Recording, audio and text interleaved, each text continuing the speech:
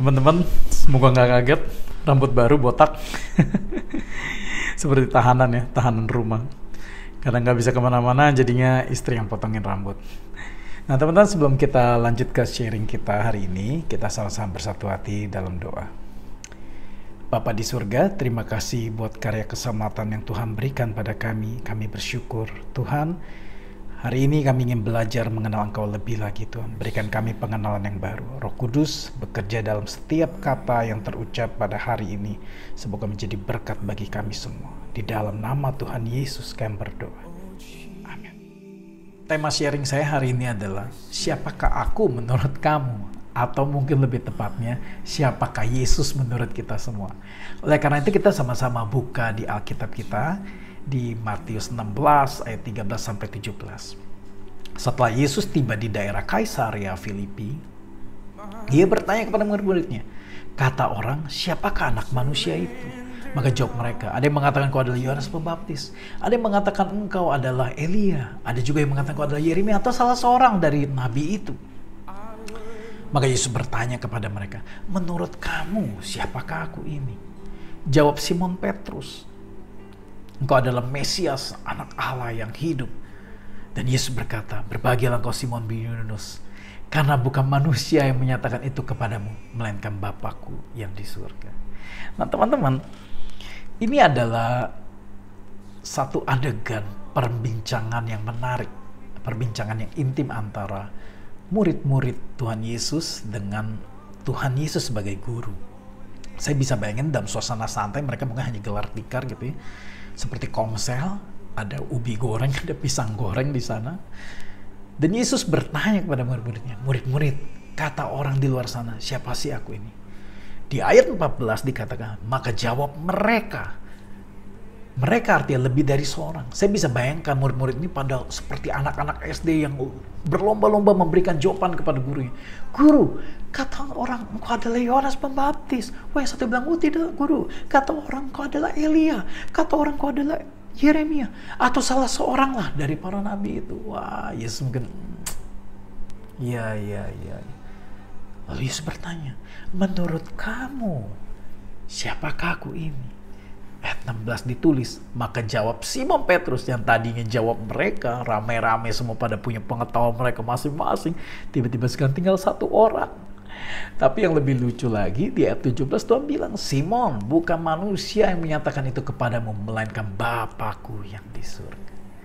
Nah teman-teman, pada hari ini saya ingin melontarkan pertanyaan yang sama kepada kita semua, termasuk saya.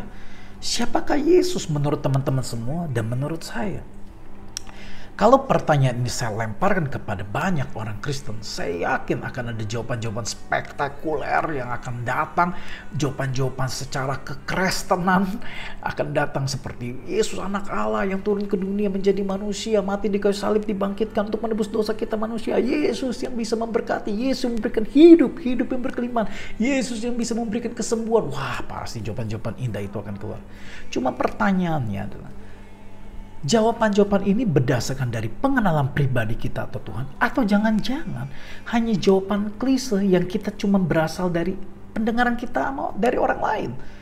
Kita cuma dengar dari orang lain, dengar dari mungkin dari Pak Pendeta kita, atau mungkin dengar dari guru sekolah minggu kita waktu kecil, atau mungkin dengar dari orang tua kita. Teman-teman, pengenalan akan Allah bersifat personal pribadi antara kita dengan Tuhan. Kita tidak bisa membebankan pengenalan pribadi kita kepada Tuhan, kepada gereja, kepada Bapak Gembala kita. Kenapa kok nggak bisa ke gereja? Nah teman-teman, ini sebagai informasi. Di dunia ini kurang lebih ada 38.000 denominasi gereja. Dan gereja yang satu dengan gereja yang satu memiliki pengajaran mereka masing-masing. Bahkan tidak sedikit dari mereka berselisih paham. Kenapa bisa begitu? Wajar kalau menurut saya. Teman-teman coba bayangkan, Yesus itu hidup 2000 tahun yang lalu kurang lebih. Artinya saat ini tidak ada saksi hidup yang benar-benar melihat Yesus hidup 2000 tahun yang lalu. Artinya kita mendengar Yesus pun saat ini mendengar dari orang lain. Dan orang lain itu pun yang menceritakan kepada kita juga dengar dari orang lain. Berita ini sudah lintas generasi. Lalu Alkitab Bahkan Alkitab yang kita baca adalah hasil tafsiran atau terjemahan dari tulisan sebelumnya yang berasal dari tafsiran atau terjemahan tulisan sebelumnya juga. Boleh dikata saat ini kita tidak memegang teks asli dari penulisnya lagi. Lalu jika demikian, bagaimana kita bisa mengenal Allah dengan cara yang benar? Efesus 2 ayat 8. Sebab karena kasih karunia kamu diselamatkan oleh iman.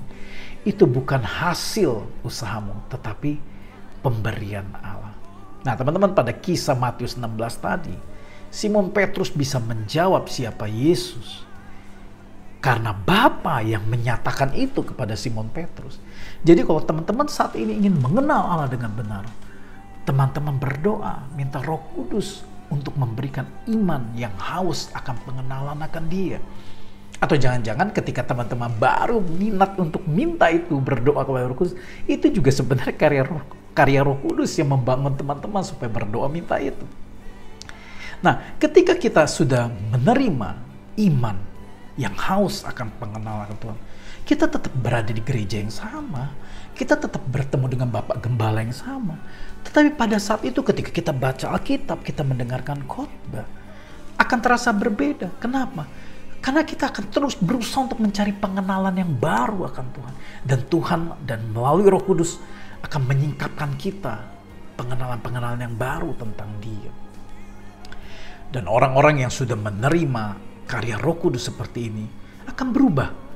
Dia tidak akan menghakimi ajaran-ajaran orang lain. Kenapa? Karena dia tahu hanya karena Roh Kuduslah yang bisa menuntun kita kepada kebenaran. Bahkan orang-orang seperti ini bukan menghakimi, malah mendoakan supaya teman-teman, saudara seiman kita semua diberikan Roh Kudus, iman yang haus terus akan pengenalan yang baru akan Tuhan, sehingga menuntun kepada Tuhan yang benar. Roma 10 ayat 1-3 saya bacakan. Saudara-saudara, keinginan hatiku dan doaku kepada Tuhan ialah supaya mereka diselamatkan.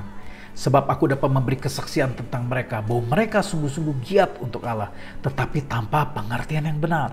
Sebab oleh karena mereka tidak mengenal kebenaran Allah dan oleh karena mereka berusaha untuk mendirikan kebenaran mereka sendiri, maka mereka tidak takluk kepada kebenaran Allah.